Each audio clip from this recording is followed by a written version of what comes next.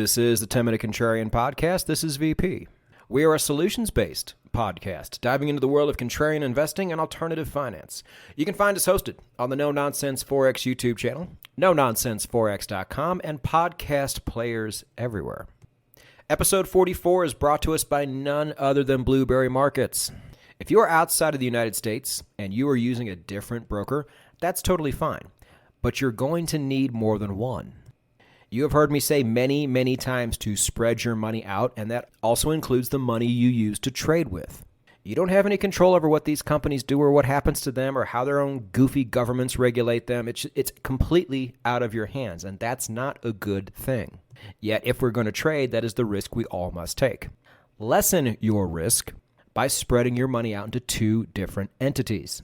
And if you make Blueberry Markets your second broker, you'll get the added bonus of being able to trade metals, 10 different cryptos, and the top 50 most traded American stocks, which you can really do some damage on.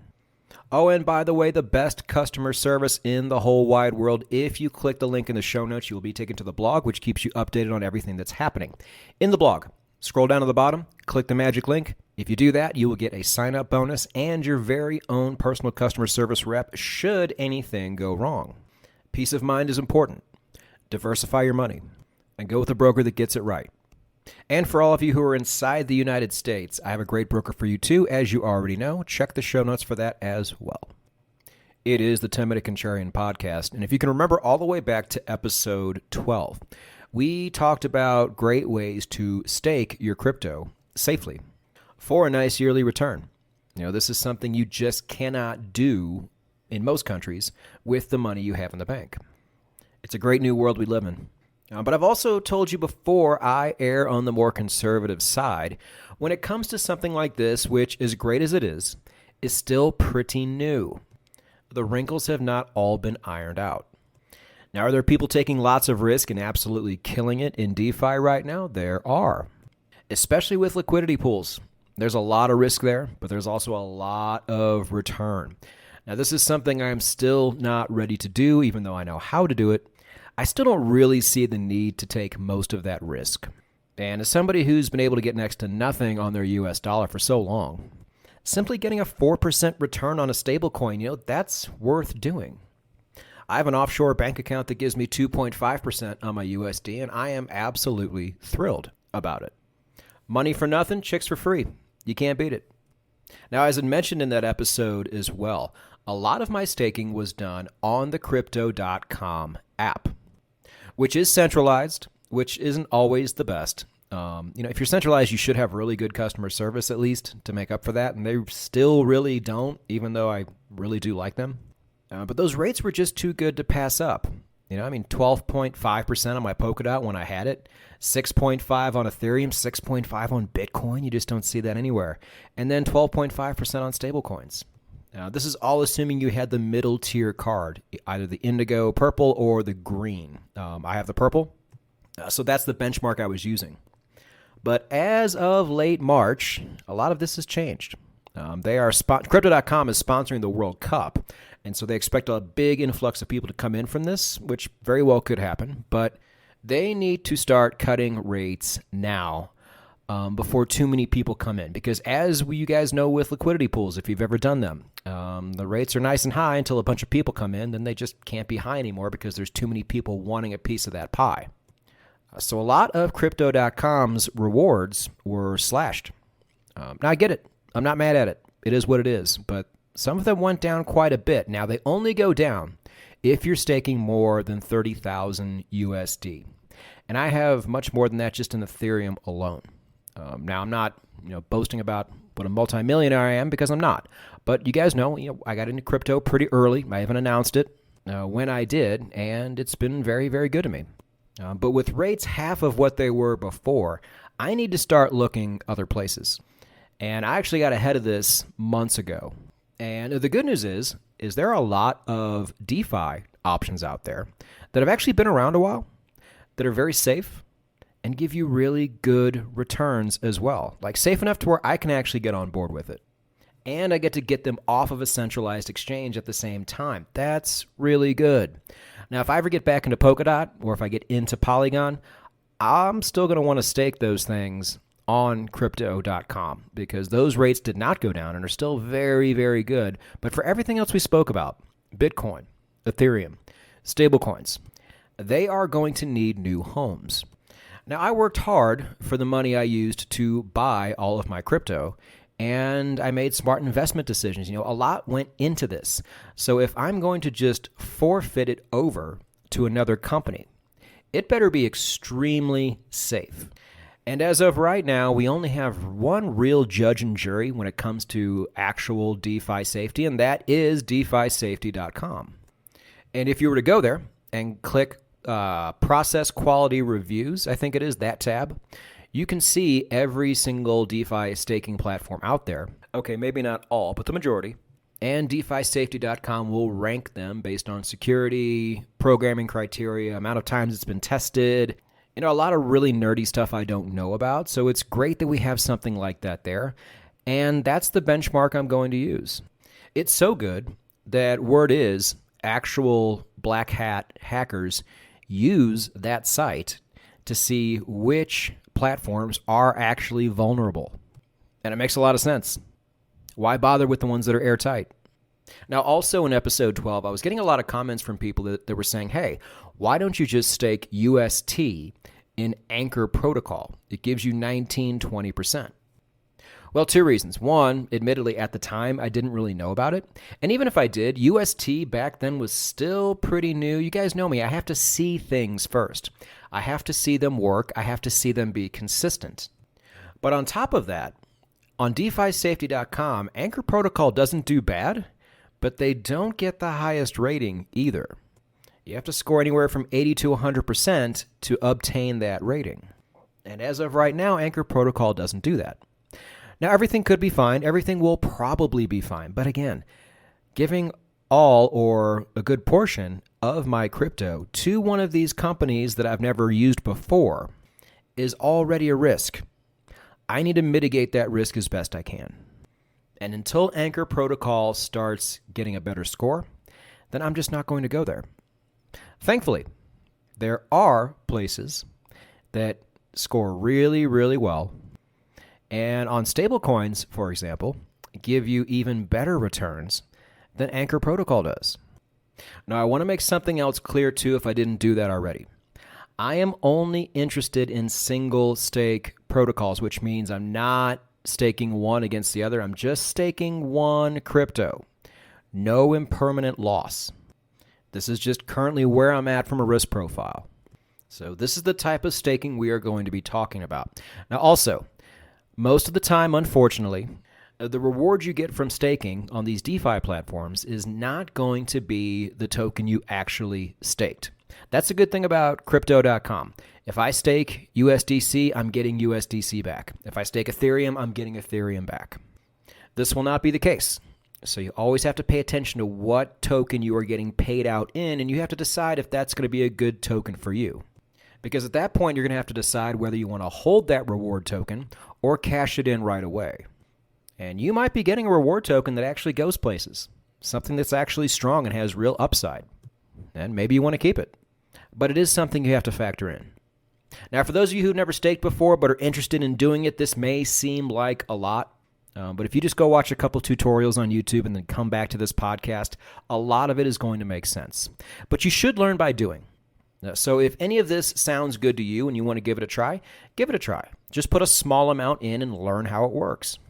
But anyway, I have kept you in suspense long enough. Let's get to some of these platforms.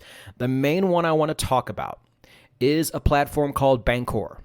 What do you know about Bancor? Bancor's been around a long time. I'd always heard of it. I just didn't really know what it did, nor did I care up until recently. But I do like the fact that it's been around a while. Bancor, if I recall, is named after like the very first ever kind of world reserve currency that they tried out. The Keens tried out a long time ago in the 40s. It failed horribly. Go figure. But anyway, it's so old that I think Uniswap was actually a fork of it or a spin-off of it. I don't know exactly how that worked, but this thing's been around and it's been really strong. And right now, on Tether, USDC, and DAI, you will get anywhere from 20 to 30% yearly return on those coins through Bancor. using Bancor's own native token as reward, ticker symbol BNT. And this isn't some random fly-by-night coin. This is 134 on CoinGecko right now and tends to move up and down with the overall market. And as far as these stablecoin pools go, they have been pretty consistently into that 20-30% range for quite a while, which is something I look at. If I see something that's going to give me 60% on my stablecoins, but last week they gave me 15%, this is probably not a place I want to be. I want to have a good idea of what I'm getting year over year. Where I park my stablecoins is a big deal. And I am currently in their USDC pool, and I am also in their Chainlink pool, getting 9% return year over year on my Chainlink. There's not many places you can do that. Bancor also has probably the best rate out there when it comes to Bitcoin staking. There are places with better rewards, but they don't have that great DeFi safety score, or they just don't have a DeFi safety score at all.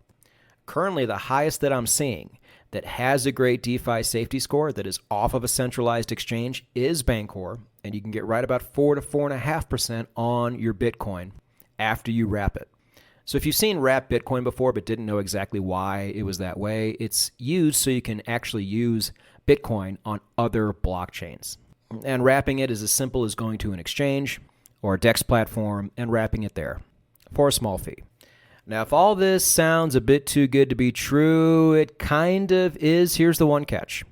Bancor kind of uses the velvet rope treatment on people, meaning that the majority of the time, there is not going to be any room in their pool unless two things happen. One, somebody leaves. Or two, you end up also staking a copious amount of BNT token just to open the pool up to allow room for yourself. Now, most people aren't going to want to do the latter, so it's just a matter of waiting until one of these pools open up. Now, that USDC pool is hard to get into, but with enough patience and enough checking in, you can do it. And they also allow you to set alerts to where Bancor will email you if one of the pools you are interested in opens up. So if you go there right now and there's no room in the pool, don't despair. If there is room in the pool, you might want to get in there as soon as you absolutely can. Because once room opens up, it goes away pretty quick. I mean, for obvious reasons, right? Bancor is on the Ethereum chain, so there will be some gas fees involved. So I always do my Ethereum stuff, if I have any Ethereum stuff to do, very late at night while gas fees are at their lowest. Because you're going to have to make a few transactions here to get this done. But for that kind of return, I think it's absolutely worth it. Now, the one token they really don't do great with is Ethereum. And I'm definitely going to need a place to put my Ethereum once my staking cycle is done with on Crypto.com. And the best option for this right now that I found that still gets a really good score on DeFi safety is a place called Maple Finance, which I have never heard of before. But for wrapped ETH, all through the month of March and into April, you have been able to get 8 to 10% return. Will it stay this way? Who knows? But if it doesn't stay that way, then you just pull your money out and put it somewhere else. Oh, I forgot to mention with Bancor, you do have to keep it in there 30 days. So just make sure this crypto is not something you're going to absolutely need in the near future. But with Maple, you are getting the Maple token as a reward. So you have to decide how you feel about that.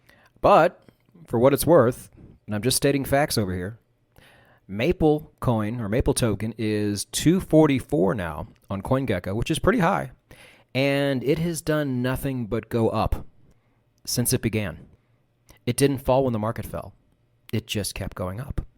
So again, you could do worse, and you can always just take your rewards and cash them in for something else and do it right away. Now, when it comes to Ethereum especially, there is one other option I'd like to talk about, even though it's an option I don't personally do, but I may consider it. Again, I like having choices, and this is certainly a choice, but Lido Finance is extremely popular, especially with people who stake Ethereum, because it allows you the chance to stake twice. Now, I'm not going to be able to explain how to do this, but I will leave a video down below by a guy named DeFi Donut, and he explains this really, really well. So if you're interested in that option, I suggest you go there. It gets a little complex towards the end, but the first 10, 11 minutes is a really good description because once you stake, the reward coin is something called staked ETH. I think it's STETH. And staked ETH is so popular, it is number 19 on CoinGecko right now as I shoot this podcast. Ahead of DAI, Cosmos, Litecoin, Chainlink, ahead of all those things. And a lot of people will take that staked ETH reward token and go stake it again somewhere like Uniswap or Compound or what's the 1inch. There's a reason why this thing is as popular as it is. So certainly look into that too. Lido also gets very high marks from DeFiSafety.com.